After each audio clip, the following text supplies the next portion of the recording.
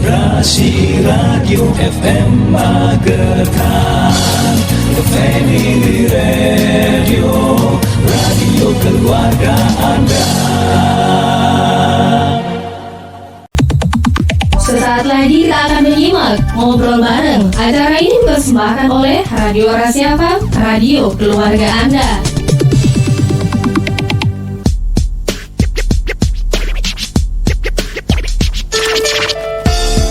Resi 90,6 FM Radio Keluarga Anda. Selamat siang Sobat Rasi. Ketemu lagi bareng Agus di kesempatan siang kali ini di acara Ngobrol bareng KPU Magetan dan Bawaslu Magetan dengan tema yaitu meneropong tahapan pemilu 2024 di Magetan Sobat Rasi. Untuk Anda yang mau bertanya bisa di teleponnya 8961137, juga di WhatsAppnya di 0811 302906. Acara ini juga bisa Anda simak di aplikasi Xbis Radio dan juga di websitenya di rasifm.co.id dan juga di fansbacknya Rasi Magetan. Nah, sudah ada narasumber kita Saudara Rasi dari Ketua KPU Magetan Saudara Rasi, yaitu ada Bapak Fahrudin atau Bapak Dino dari Ketua KPU Magetan. Selamat pagi Bapak. Selamat pagi Mas Agus. Gimana kabarnya untuk pagi kali ini Bapak? Alhamdulillah sehat dan baik. Alhamdulillah, tetap semangat ya Bapak. Tetap semangat. Nah, ini bicara soal meneropong pemilu 2022 ya Pak. 2024, mohon maaf. Nah, sudah ada sejauh mana nih persiapan untuk penyelenggaraan pesta demokrasi tahun depan? Iya. Jadi begini Mas. Perlu diketahui juga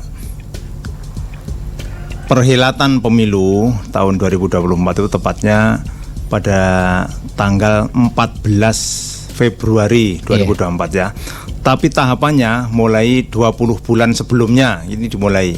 Tepatnya di 14 Juni 2022 itu sudah mulai launching tahapan pemilu. Ya. Jadi sesuai dengan regulasinya memang seperti itu. 20 bulan apa-apa yang perlu kita persiapkan selama 20 bulan itu ya ada saja pokoknya. Nah, tentunya di sini sesuai dengan PKPU 3 nomor 22 ini tahapan pemilu 2024 itu dimulai 14 Juni 2022 ya. Terus yang lainnya ada nanti kita semuanya akan mengetahui bagaimana tahapan-tahapan itu secara namanya tahapan ya bertahap-tahap akan ada. Betul, prosesnya dan pelaksanaannya seperti itu. Nah, tadinya juga sudah dipersiapkan, memang sudah matang-matang ya Bapak untuk persiapan untuk menyambut pemilu 2024 ini. Nah, tentunya bagaimana cara pihak KPU ini untuk mensosialisasikan pemilu 2024 ini ke masyarakat bagi yang tua atau yang muda? Ya. Pastinya juga mungkin baru pertama kali mengikuti pemilihan umum juga masih bingung ya Bapak. Nggih, leres. Jadi perlu saya sampaikan juga, dikatakan pemilu 2024 itu adalah pemilu serentak. Kenapa serentak? Itu nanti adalah memilih 5 surat suara. Jadi dikatakan serentak itu 5 sekaligus. Jadi pemilunya itu presiden dan wakil presiden, DPR RI, DPD RI, kemudian DPRD provinsi dan DPRD kabupaten kota. Seperti itu. Itu surat suaranya ada 5. Jadi makanya orang-orang juga jangan bingung itu nanti terkait dengan surat suaranya saja 5. Iya, betul. Gimana sosialisasinya? Nah, kita semuanya ada namanya segmen-segmen sosialisasi. Ada sosialisasi pemilih pemula, terutama bagi mereka yang umurnya baru 17 tahun atau sudah menikah, yang awal-awal itu baru nanti dinamakan pemilih pemula. Jadi anak-anak gitu, di usia SMA atau pasca SMA seperti itu pemilih pemula. Sedangkan yang tua-tua juga ada segmennya sendiri. Bahkan ada segmen kita yang untuk disabilitas seperti itu. Terus segmen-segmen yang lain terutama semuanya kita sasar semuanya dalam sosialisasi ini. Jangan sampai ketinggalan seperti itu. Gitu. Memilih hak pilih pokoknya harus nyoblos.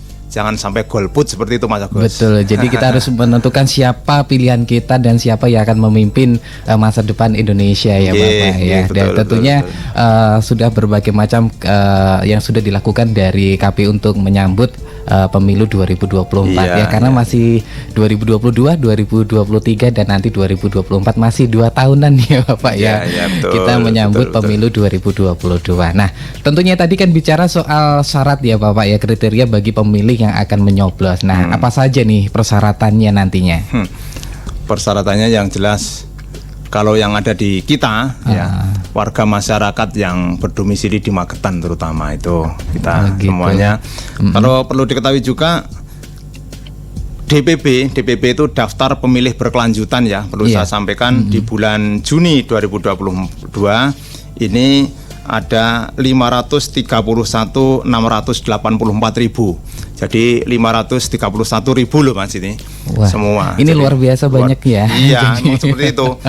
Ini Iya. kalau saya sampaikan juga lebih detail lagi, terdiri dari laki-laki dan perempuan ya. Laki-lakinya 256.741 dan perempuannya ada 274.943. Ini hampir sama, jadi 250-an semuanya itu ya. Semuanya sama.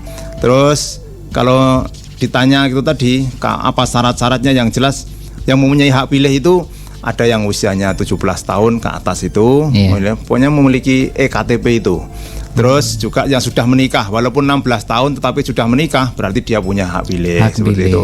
gitu. Terus bukan TNI Polri ya, katakan TNI yang purna itu berarti punya hak pilih, yang Polri yang purna juga punya hak pilih. Tetapi kalau yang masyarakat sipil yang mau masuk di TNI atau Polri sudah masuk, yaitu malah dicabut hak pilihnya, seperti itu.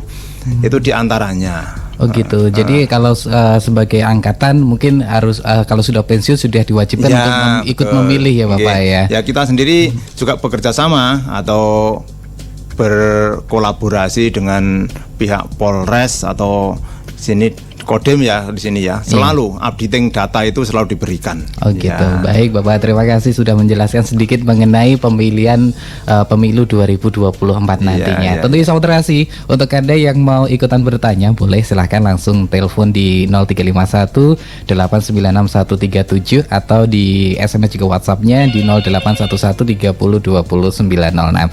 Nah, ini kayaknya sudah ada penelpon, mungkin kita Iya, coba untuk monggo. terima dulu ya Bapak ya. Silakan. Halo, selamat pagi. Halo, Selamat pagi. selamat pagi. Iya, Dengan siapa di mana? ini dengan Pak Agung Surya ya. Bung Surya, ya. Iya, selamat pagi Pak Dino. Ya, ya Bapak. Tadi Bapak menyampaikan tentang hal apa ini pemilu serentak ya Pak ya. Iya, Dari tanggal 14 Februari 2024 ya. Nggih. Iya. Saya cuma begini, karena pernah peristiwa seperti itu ya terjadi pada pemilu yang dulu ya. Itu kan pernah ya pemilu serentak, akhirnya panitia ini kecapean ya. Iya. Kecapean sampai banyak yang korban. Bagaimana mengatasi ini pemerintah KPU pusat supaya tidak terjadi korban lagi karena kecapean yang luar biasa ya. Kedua, apakah betul pemerintah itu mengatur tentang pemilu yang 6 bulan terus di apa ya sampai enggak terjadi 6 bulan tapi diperpendek jadi 3 bulan, apakah betul ya?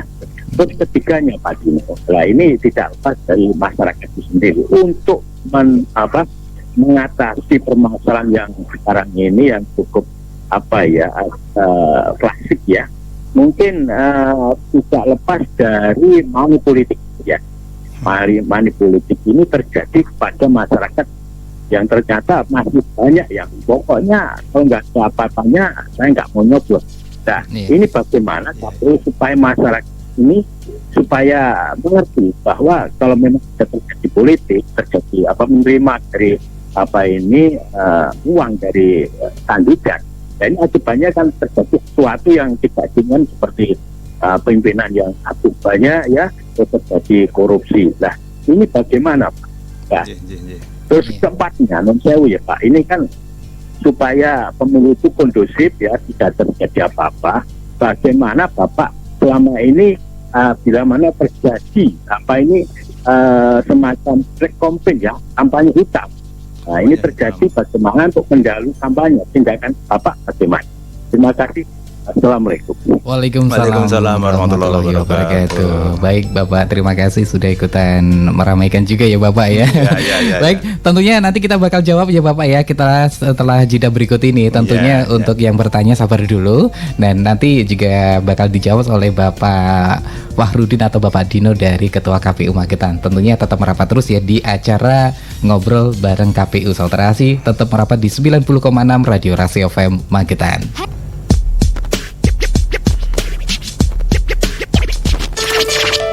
Rasi 90,6 FM Radio Keluarga Anda. Saudara Rasi masih di acara Ngobrol Bareng KPU Magetan dan Bawaslu Magetan dengan tema yaitu meneropong tahapan pemilu 2024 di Kabupaten Magetan, Saudara Rasi. Nah, kali ini sudah ada narasumber kita juga dari Bawaslu, yaitu Bapak Ketua dari Bawaslu, ada Bapak Hendra Subiakto. Selamat siang Bapak. Siang. Alhamdulillah ya, ini kolaborasi yang sangat luar biasa dari KPU dan juga Bawaslu. Nah, tentunya untuk kembali kita ke topik kita ya Bapak ya. Tadi ada juga yang bertanya, ada 3 atau 4 pertanyaan dari pendengar Radio Rasi FM mengenai pemilihan umum ya kan. Ada tadi yang pertama tadi bahwasannya setelah diadakannya pemilihan umum ada beberapa anggotanya kecapean karena banyaknya pemilihan ya Bapak ya. Mungkin langsung aja dijawab monggo. Oke ya.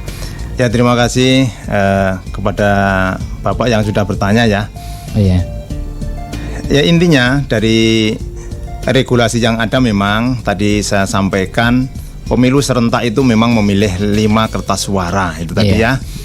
Dan memang kalau dilihat dari proses kemarin tahun 2019 itu pada dasarnya ada ya, memang tidak semuanya tapi ada yang memang kecapean, bahkan ada yang meninggal dunia. Magetan sendiri ada 2 yang meninggal dunia. Bagaimana kiat-kiatnya biar tidak seperti itu lagi gitu ya? Iya betul. Untuk tahun 2024 itu memang ada kiat-kiat khusus bagaimana agar tidak terjadi seperti itu. Iya. Ya, di antaranya memang satu tentang kesehatan. Nanti akan dites bagaimana kesehatannya dari orang itu, kemudian dari segi usia ya. Mohon maaf juga perlu saya sampaikan yang meninggal di Magetan kemarin itu memang yang usianya sudah lanjut, bahkan ada yang dari pensiun itu sebagai KPPS ya, terutama 2 orang KPPS yang kita. Terus juga diasuransikan nanti seperti itu. Kemarin juga mendapat asuransi yang meninggal itu ada. Kemudian kiatnya lagi sedini mungkin itu kita mengantisipasi, satu dari segi kesehatannya, 2 dari segi teknis bagaimana caranya biar nanti taktis ya. Sekarang banyak anak-anak muda yang diajak kenceng untuk bekerjanya itu juga banyak ya. Berarti nanti seperti itu lebih mudah, nanti akan bisa sebagai tenaga ad hoc, seperti itu yang kita harapkan. Tapi ya tidak menutup kemungkinan yang namanya konsentrasi pada 5 kertas suara, 5 kotak suara itu juga memerlukan waktu yang lama, seperti itu. Itu diantaranya. Yang kedua, ada pertanyaan juga mengenai money politik. Lah nanti itu adalah Mas Bawaslu yang akan dia lah yang menjelaskan ya.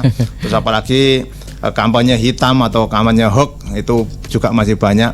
Ya, tidak memungkiri bahwa saat ini juga di media sosial sendiri banyak berita yang positif dan negatif. Betul, ya banyak sekali. Bagaimana kita semuanya menangkal, tentunya kiat-kiat ini nanti ada kiat-kiat bagaimana berita-berita hoax ini tidak berseliweran kemana-mana. Juga masalah money politik ini, bagaimana pemilih itu berintegritas juga, tidak hanya pemilu yang berintegritas ini penyelenggaranya, pemilihnya juga. Itu nanti juga akan dijelaskan bagaimana dengan ketua Bawaslu yang ada. Itu Mas Agus. Baik, mungkin langsung aja untuk Bapak Hendra Subiakto ini dari Ketua Bawaslu mengenai pertanyaan tadi, ada kampanye hitam dan tentunya ada money politik tadi. Monggo. Ya, jadi terima kasih Mas. Jadi berkaitan dengan kesiapan kita dalam proses pemilu 2024 ini. Jadi kami dari Bawaslu tentunya banyak hal yang kita persiapkan, terutama dari segi kesiapan di internal kita. Jadi bagaimana kalau kita mengacu pada pemilu 2019, di situ kita kan dibentuk langsung action. Nah, tentu di cita-cita ini kita sudah punya waktu untuk mempersiapkan itu. Nah, salah satunya adalah berkaitan kita mempersiapkan untuk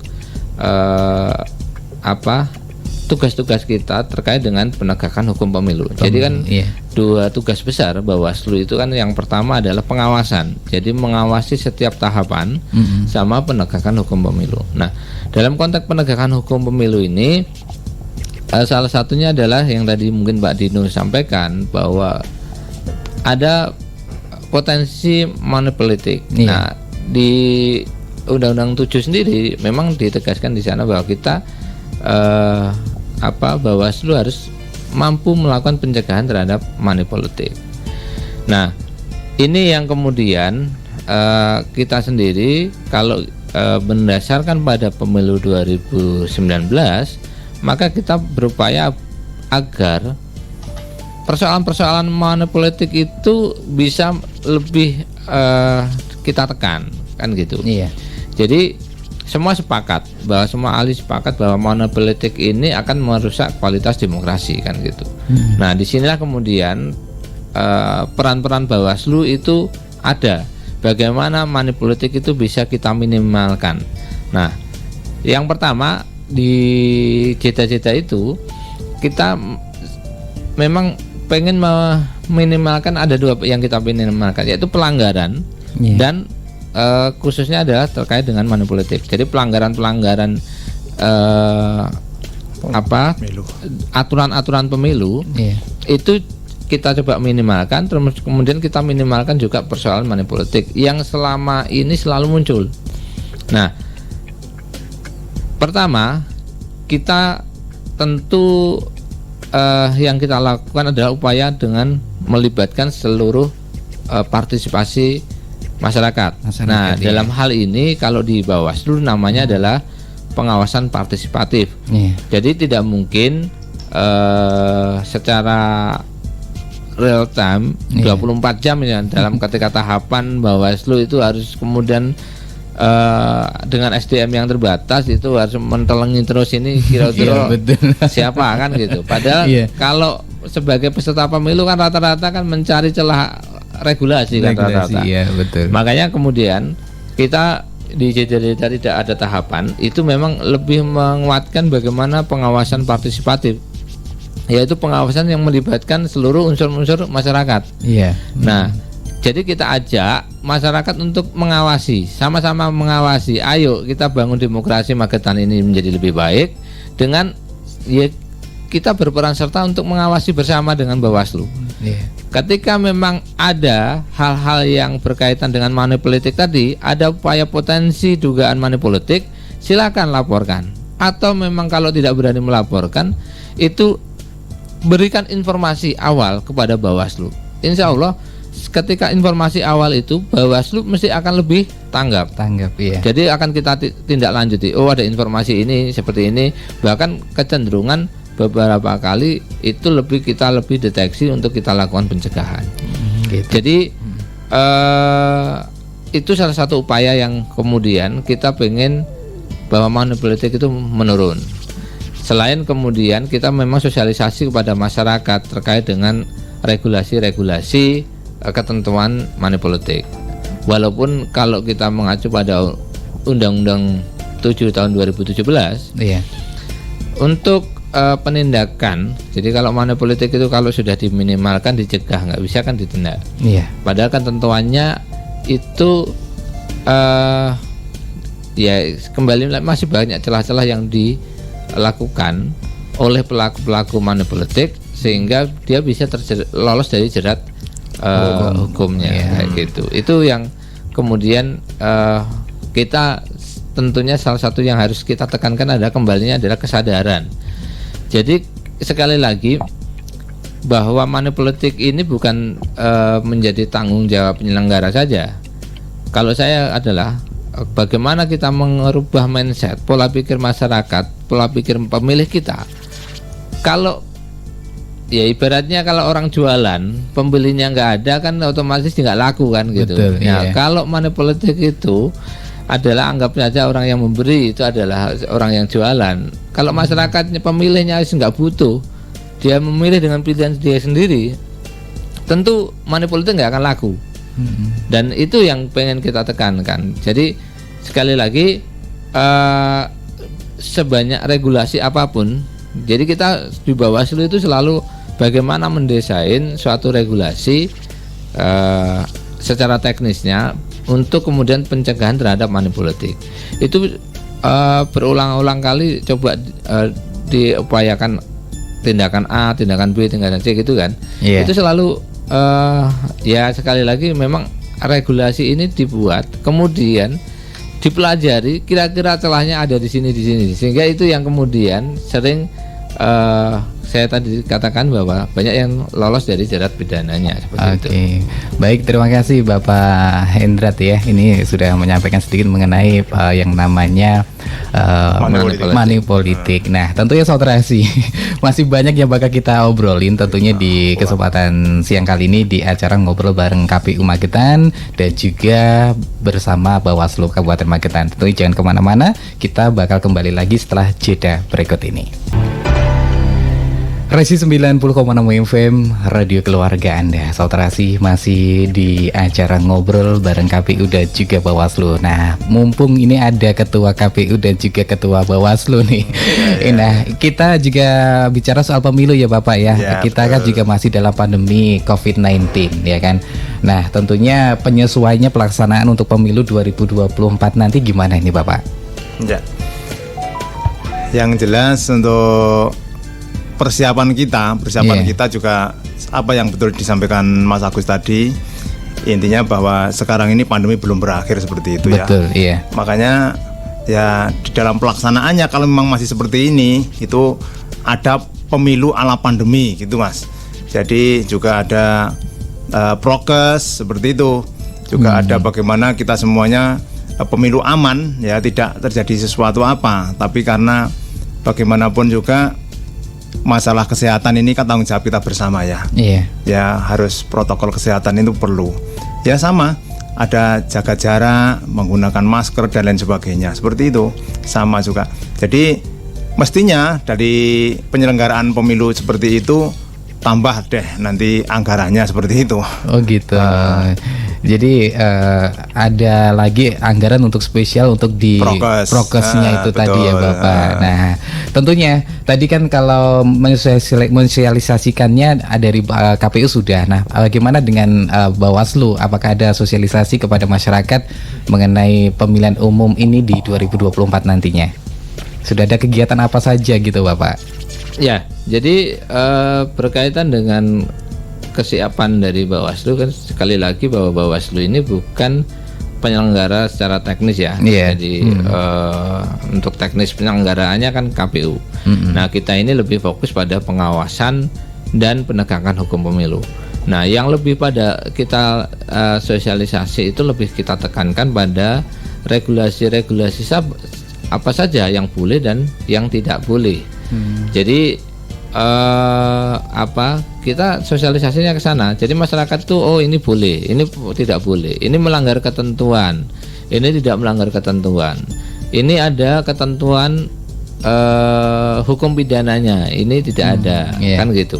Jadi misalkan netralitas ASN itu kita tekankan bahwa jangan sampai ASN itu ikut mendukung dalam pemilu 2024 nantinya. Jadi hal-hal itu yang kemudian kita sosialisasikan kepada masyarakat agar semakin lama semakin masyarakat memahami. Jadi kalau kita mengacu pada pemilu 2019, banyak waktu itu kan jeda undang-undang disahkan dengan tahapan itu kan sangat mepet ya. Iya. Jadi karena Undang-Undang 7 tahun 2017 berarti kan itu disahkan di 2017. Bawaslu itu dibentuk 1 tahun setelah undang-undang disahkan 2018. Nah, padahal pemilunya 2019 kan gitu. Sehingga dalam konteks ini saya yakin pada saat itu memang ada beberapa masyarakat atau pemilih kita yang tidak paham ketentuan yang dilarang oleh Undang-Undang Nomor 7 tahun 2017. Makanya kita berupaya bahwa untuk pemilu 2024 ini kan regulasinya hampir sama karena dasar hukum yang dipakai tidak sampai saat ini itu belum ada revisi atau perubahan. Otomatis ini sebenarnya menguntungkan bagi Bawaslu dalam konteks bagaimana kita melakukan sosialisasi regulasi berkaitan dengan apa yang boleh dan yang tidak boleh tadi. Misalkan kita yang dikatakan pelanggaran administrasi itu apa? Itu di regulasi Undang-Undang Nomor 7-nya nggak berubah. Kemudian apa yang dikatakan ketentuan-ketentuan pidana dalam Undang-Undang 7, dia tetap mengacu pada itu. Nah, itulah yang kemudian kami sebelum tahapan ini fokus ke sana. Jadi kita sosialisasi kepada masyarakat sambil kemudian tadi ada kegiatan pengawasan partisipatif seperti itu. Oh gitu. Nah, saat ini juga di beberapa desa ya Bapak ya, sebentar lagi kan mumpung 2024 ya kan. Ini banyak partai-partai yang sudah memberikan pengawasan dan juga memberikan edukasi kepada masyarakat. Banyak juga bendera-bendera yang sudah dipajang di desa-desa. Nah, seperti itu sebenarnya pelanggar apa tidak sih Bapak? Atau mungkin dari tugas dari Bawaslu ini? Jadi berkaitan dengan pelanggaran, yang pertama adalah kita harus mengacu pada jadwal tahapan. Jadwal tahapannya itu kapan? Yang kedua, KPU sudah menetapkan peserta atau belum? Gitu. Jadi pesertanya siapa? Jadi itu tentu dalam konteks ini kita harus mencermati itu. Yang kedua kan jadwal kampanyenya kapan. Nah, bagaimana kalau di luar jadwal kampanye? Kalau yang hari ini kan peserta pemilu 2024 kan belum ditetapkan. Iya, betul. Nah, jadi kalau dalam konteks ini kalau ada bendera, ada pendidikan politik, itu anggap aja sebagai rangkaian dari pendidikan politik yang ada. Tentunya mereka ketika memasang-masang itu kan harus izin kepada pemerintah daerah kan gitu. Jadi karena kan itu ketentuan di regulasi di perdanya kan gitu. Jadi kalau bagi kami bahwa itu rangkaian dari sosialisasi partai. Nah, misalkan untuk nomor partai gitu ya, KPU kan belum menetapkan juga nanti kalau sosialisasinya nomor partainya berbeda sama ya kan gitu. Jadi ada tahap-tahapannya sendiri ya Bapak ya, untuk saatnya pemilu, saatnya untuk memasang atribut dan lain sebagainya itu setelah ditentukan. Iya, kita Bawaslu itu kalau mengatakan sampai melanggar, ketentuan mana yang dilanggar kan gitu. Wong saya belum jadi peserta kan gitu. Baik, ini tentunya untuk bagaimana nih caranya masyarakat dapat memilih calon tanpa pengaruh pihak lain, termasuk berita-berita yang bertebaran di medsos. Sekarang ini kan banyak banget berita-berita hoak dan juga berita yang sudah dipajang oleh para peserta nantinya nih Bapak. Mungkin dari KPU adakah caranya gimana nih Bapak? Ya, yang jelas kalau dari KPU ya, bagaimanapun juga bukan hanya penyelenggara yang berintegritas seperti saya sampaikan, pemilih pun juga berintegritas gitu ya. Betul. Pemilih berintegritas itu tidak terpengaruh apapun juga, tidak terpengaruh siapapun, namun bagaimana niat dan apa yang dilakukan yaitu membangun demokrasi itu bersama-sama. Jadi tanpa money politik, tanpa berita hoak, itu silahkan memilih dengan hati nurani seperti itu. Itu kita semuanya kita harapkan bagaimana untuk memilih dengan hati nurani tanpa pengaruh dari siapapun, semuanya seperti itu. Dan insya Allah kalau memang terjadi seperti itu, demokrasi kita adalah semakin maju, semakin mantap seperti itu Mas Agus. Itu harapan KPU ya. Kalau mungkin dari Bawaslu sendiri gimana Bapak untuk meyakinkan masyarakatnya? Iya, jadi sekali lagi kan ini kita harus merubah pola pikir ya. Jadi pola pikir masyarakat kita ajak untuk berubah, berbenah. Untuk memperbaiki demokrasi ini memang dibutuhkan kesadaran bersama bahwa ayo kita memilih untuk mendapatkan pemimpin yang baik kan gitu. Nah, disinilah kemudian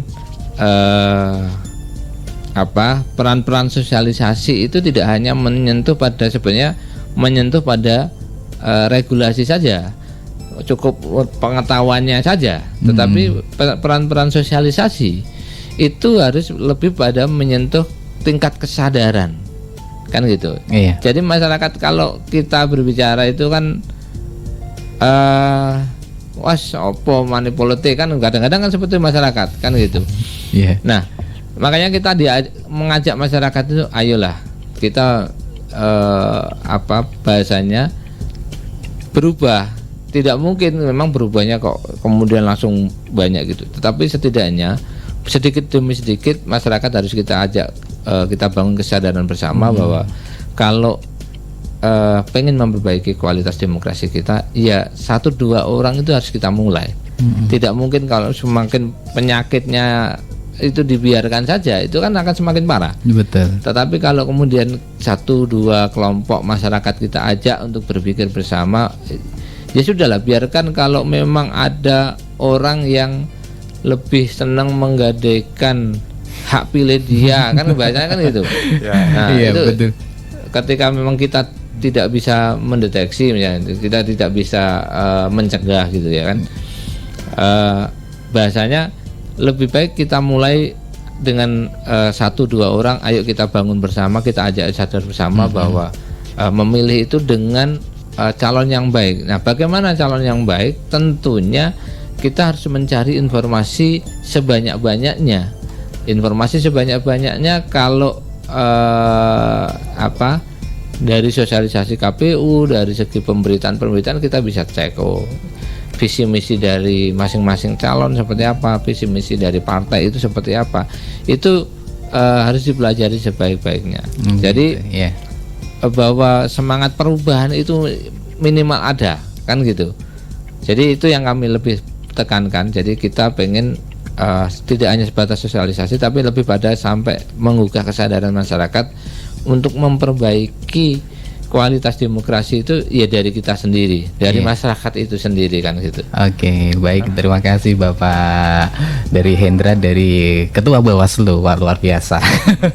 Nah, jadi sahabat Terasi, jadi para masyarakat itu harus diikut sertakan untuk dalam meramaikan pesta demokrasi 2024 nanti, sahabat Terasi. Anda harus benar-benar detail siapa calon yang harus Anda pilih. Oga peh mesti sing nyangoni oke. Nah, itu biasanya. Nah, jadi harus benar-benar memilih calon pemimpin yang tentunya bisa merakyat juga, sahabat Terasi, dan bisa memajukan Indonesia untuk kedepannya. Tentunya sahabat Terasi jangan kemana-mana, tetap merapat terus di acara ngobrol bareng KPU Magetan dan juga Bawaslu Magetan. Tetap merapat di 90,6 Radio Rasi FM Magetan.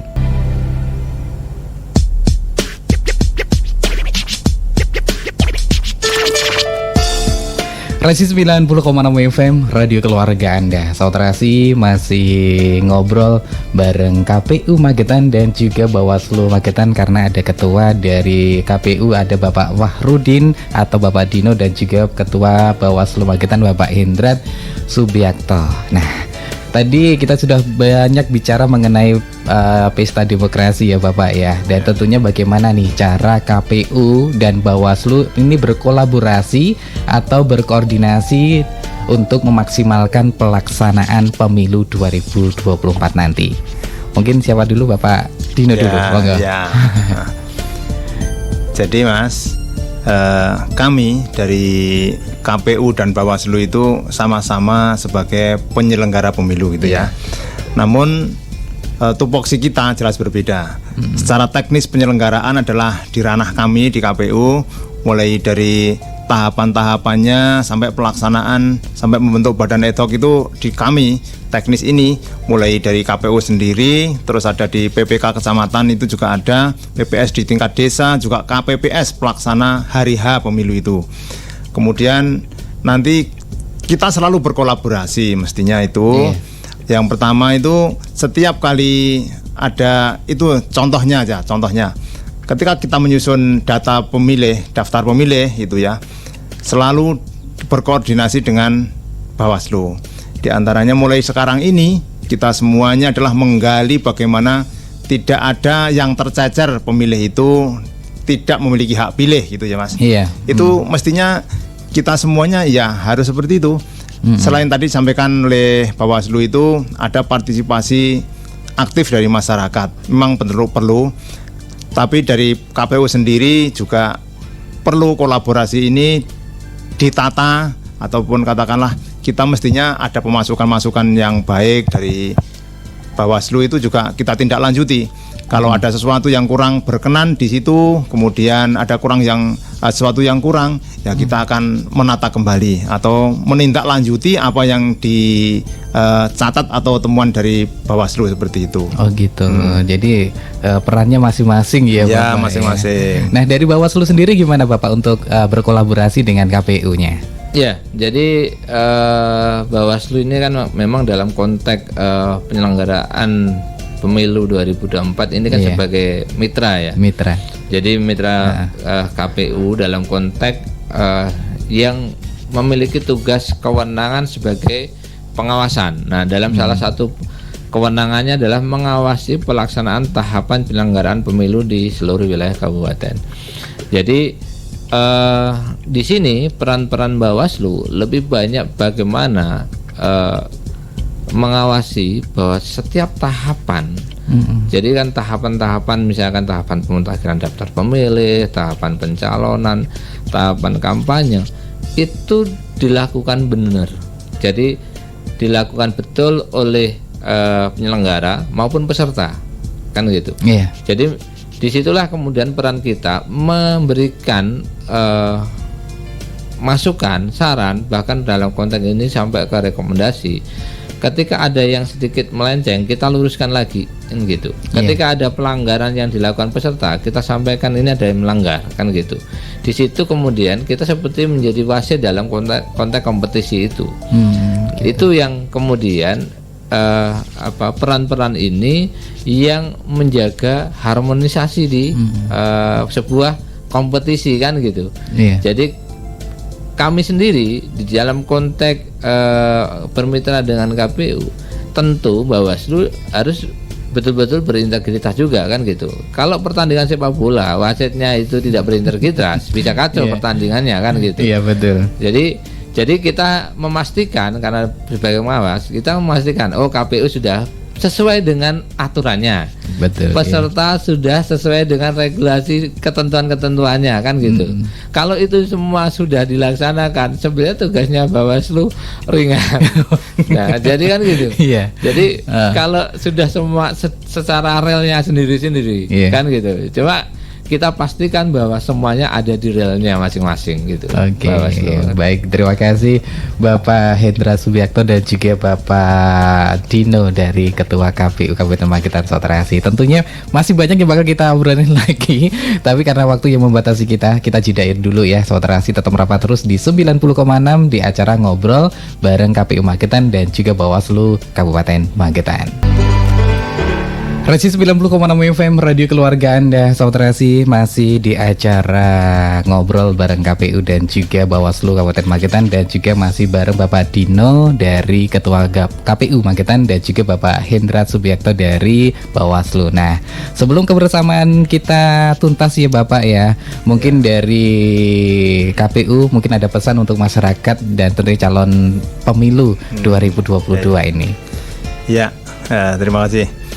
Jadi kepada seluruh masyarakat yang memiliki hak pilih tahun 2024 nanti, gunakan hak pilih Anda. Suara Anda adalah menentukan 5 tahun ke depan, ya. Iya, betul. Satu suara saja itu akan berpengaruh untuk menentukan nasib bangsa ini 5 tahun ke depan. Maka pesan saya kepada pemilih, ya, gunakan hak pilih itu, kemudian jadilah pemilih cerdas, ya. Jadilah pemilih cerdas. Dengan hati nurani, gunakan pemilu itu memilih sesuatu. Bisa dilihat bagaimana karakter calon-calon pemilih itu, bagaimana baiknya, bagaimana buruknya, itu nanti akan menentukan nasib pemimpin kita semuanya. Terima kasih. Oh gitu, baik, terima kasih Bapak Fahrudin dari Ketua KPU Magetan. Mungkin dari Bawaslu, Bapak, monggo ada pesan untuk masyarakat yang lagi mendengarkan dan melihat acara kita, monggo. Iya. Jadi sekali lagi saya mengajak masyarakat Magetan, ayo awasi pemilu 2024 ini dengan baik, dengan terlibat aktif bersama-sama Bawaslu Magetan. Karena bagaimana juga kualitas demokrasi di Magetan ini tergantung dari kita semua. Monggo sareng-sareng mengawasi bersama. Betul. Kalau dalam konteks ditemukan pelanggaran-pelanggaran pelanggaran silahkan laporkan, karena kami mencermati di hasil pemilu 2019 kemarin, dari sekian banyak pelanggaran yang terjadi di Kabupaten Magetan, semuanya adalah hasil dari temuan dari pengawas. Jadi untuk laporan dari masyarakat masih nol.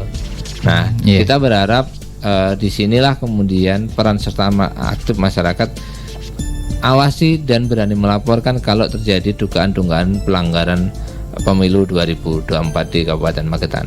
Nah, mungkin ada nomor khusus nggak Pak dari Bawaslu untuk masyarakat yang mau melaporkan jika ada kesalahan atau pelanggaran gitu Pak? Iya, jadi nanti kalau sudah jajaran kita terbentuk, itu di setiap kecamatan ada pengawas kita. Di setiap desa pun nanti juga ada pengawas lapangannya, PPL namanya.